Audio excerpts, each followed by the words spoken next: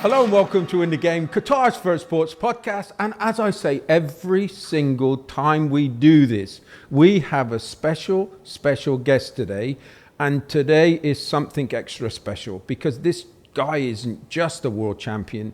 He's somebody that's creating a community here in Qatar, and he's helping so many people and especially young kids with what they're building. But before I get into all of that, let him explain everything. Matheus, thank you so much for coming on our podcast, and it does mean so much for me to be interviewing you today because you're a special guy.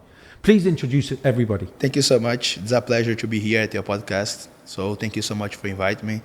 I'm Matheus, I'm 29 years old, so I'm living in Qatar here almost 5 years. I came to work in the army, in the military service, and with some time, we faced a hard time in COVID.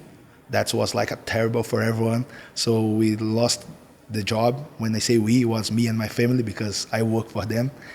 And I decided to have some options to do it in life.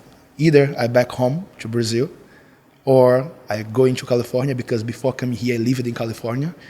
And I said, no, God put me in this place and was so short and I have to do something here. I don't know what, but I will do it. So then I said to myself, I have to stay. And it was crazy because at that time, we don't know what's COVID, what's happened around the world. Everything was closed, and how survive if the first thing they closed was sports, especially jiu-jitsu because it's a combat sport and it's so close. And before we go, he's such a humble guy, right? This guy was a world champion at jiu-jitsu, right? So he's 29 years old. He's won so many different competitions when it comes to this art because I won't say it's a combat sport. It's a kind of discipline, right? Yeah, right. So jiu-jitsu have a beautiful side, because we teaching more than people expect. So one thing I also push too much at my club, at my team, it's how we have to respect others because every single people in life, they have a different goal. I cannot compare a child with a old guy, let's say. So when they step on my mat, my first question to them is, what's your goal? What you really want to learn? And the discipline level motivate everyone with this because we see kids help teens, teens help kids, kids help adults, and adults help everyone, So then we are a snowball, everyone help everyone. And I believe what's beautiful at my club, it's the way we are working now with the kids, make a lot of families get together. I can see some parents, they leave early to the job to sit and watch the kids. I see they cannot stay there, but they ask to the nanny to record, to film me and see how the kids are. And the treatment we have with everyone, the love we put there, the work hard we have been doing to create not a simple community, but a nice society, because that's, I believe, is my mission. Teaching jiu-jitsu, I do believe any black belt can teach it. If I teach you 6 months, you're going to have something to teach it to someone, But you have a current journey to really push something forward, to say, okay, this is a community and I have to building. How am I going to discipline people here? How am I going to make them a better person? This is a challenge. Because I receive at my gym many different people. There are some boys, for example, they feel alone because the parents work too much. I have some people, they get there because they are so stressful with the work, they need just to free their mind. So each one going to have your own way to reach there. But I always say to them, as long as you step here the first time, you forget everything.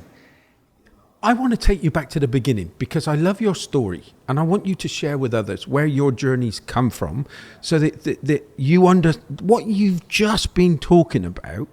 Okay, there's got to be experiences. There's got to be experiences that you've learned over the years.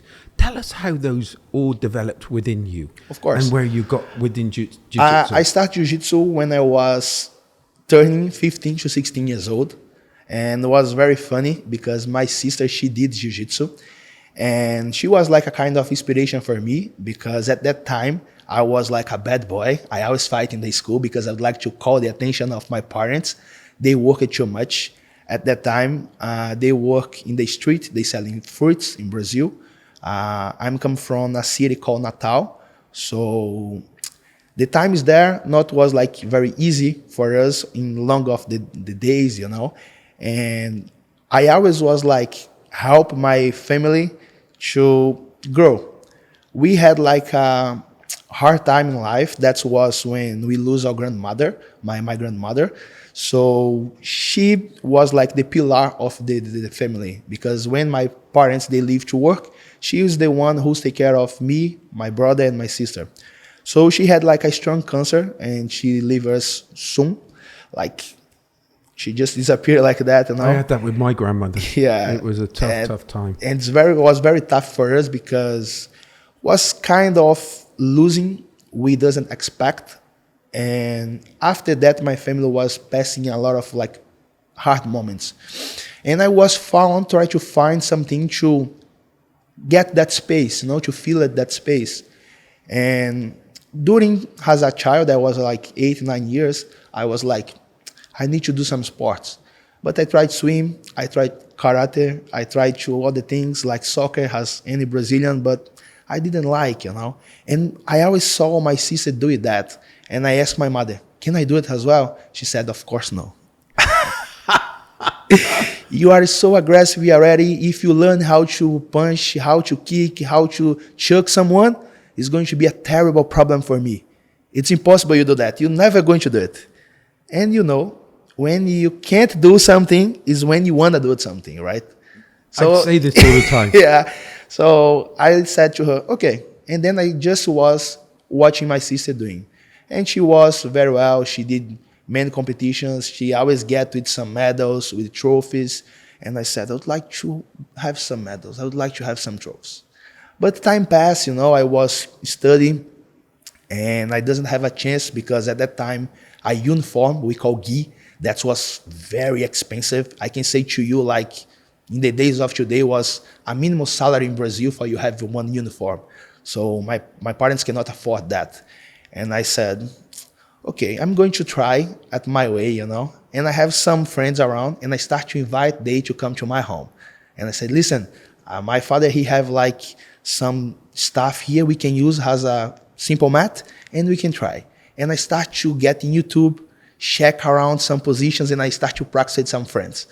And I said, yes, that's work. And then I called my sister and she said, no, not going to this way. Because if you learn things from internet, you're going to apply it in the street because it doesn't have discipline. And our mother, she's going to kill you. And you prove she right. And I thought, yes, but it doesn't listen. And I did the opposite. I start to learn. And any kind of trouble I had in the school, I tried to use it to prove to myself I can control someone, you know. But as a coach today, I understood what I had was like ego because that was the simple way I choose to control others who doesn't know anything, you know. And then I said, hey, Swelling, she's my assistant, can you help me to do jiu-jitsu? I would like to do it. And she spoke with some friends and we get around, we went in the club and I did my first lesson. Man, it was terrible. I running too much. I did a lot of jumping jacks. In Brazil, we have like a short place for that. It's not like huge things like in Qatar, especially at that time, like 13, 14 years ago. We had like 6x6 and we have 40, 50 people inside. So can you imagine like a low ceiling, no air conditioner, man, crazy, you know?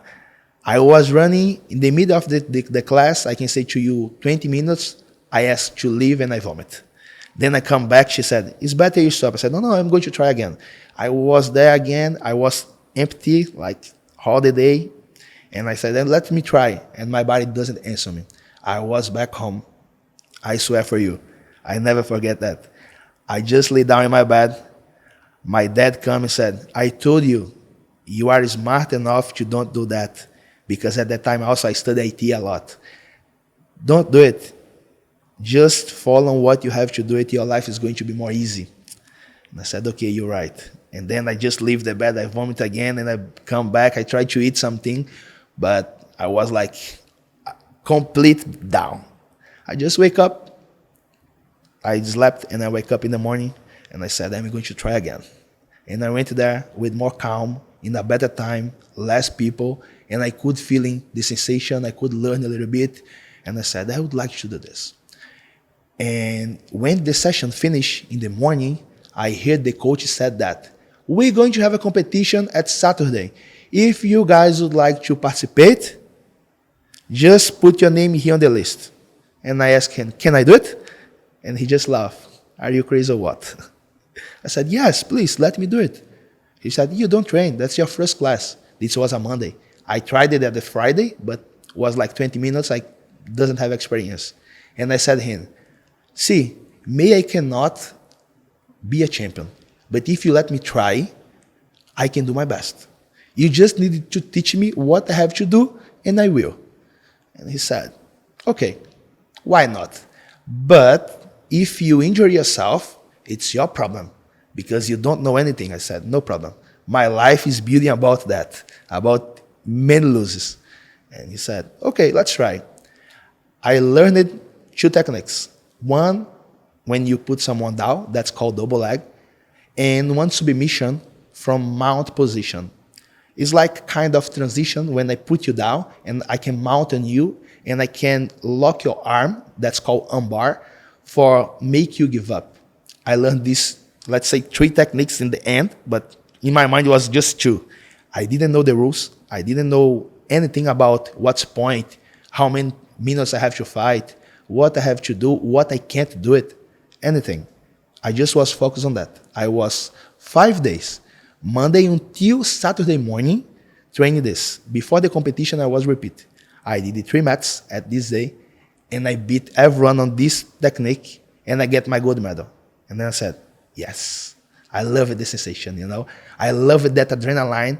I love that challenge, and I could feeling something different because it was everyone from the club shout my name and motivate me to go ahead, you know. I fought one guy, he was like 3-4 years, like in the high level of the sport, and no one's beat him before me. When I beat him, everyone come to me, how long you train? How was that? And then my coach at the time, he said, no, he just started this week. And everyone say, no, impossible. No, it's not like that. No, you guys are lying, you know. And I was like, wow, I did something different, you know. And I started training a little bit more. I started to push myself forward. And I said to me, I really need that. But at home, I have to face some deal with my parents, you know. I was I have to study because I need to get a nice future, or I have to do some sport. I like it, and I believe that can change my life. I can say to you like, wow, I love AT. I was working at that time because I used to play video games a lot, like 13, 14 hours per day. That was the way my mother, she found to keep me in home because, you know, if I'm out, I can give her some troubles. If I have like a computer or video game, I can get some distraction. And that was like the way it's good for him, you know. And at the same time, I was learning something because I was playing video game, but besides I was studying. I really like IT. I did like hardware, software.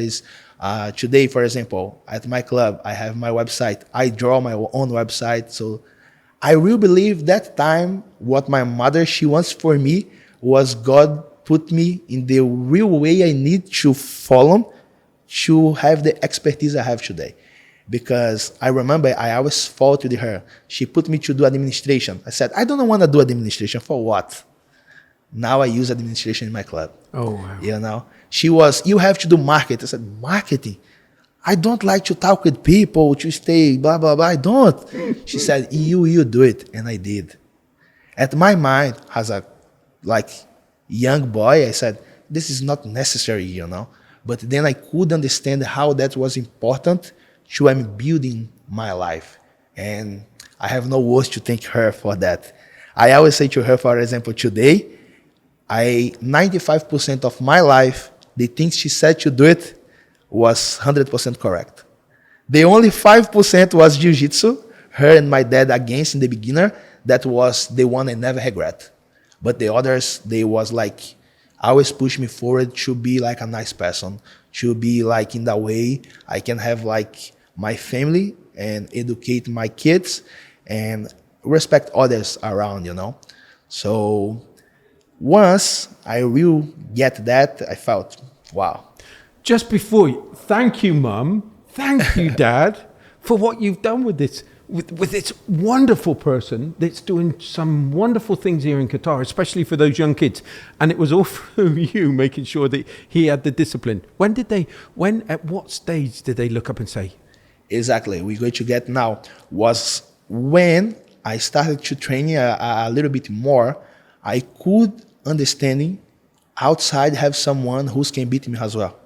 Because when we doesn't do martial arts or mind it, I can beat everyone. I can start a fight, I can put you down. Of course, when you are small, when you look to the big guys, you say, no, this is I can't, you know.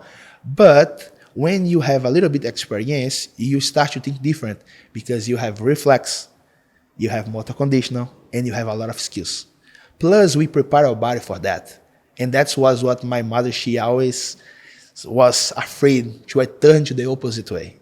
But it's completely different. When we start martial arts, we learn how to respect others. If you have like a nice coach, he's going to be like a kind of father for you. He's going to help you and he's going to guide you in life, you know. So with my experience in the beginner, I was like, once I have my club, I have to be always like this, you know. I have to be like a father. I have to try to support everyone because the jiu-jitsu community is so strong. And my parents was like, hey, if you start to fight at the street, we're going to take you out. And for me, it was kind of, I need to prove to them I can be a better person. Because at the end, what make me be aggressive at the school? We was like a small family. I lose my grandmother. Then I start to have like so much stress. I got like a convulsion. And I start to have epilepsy.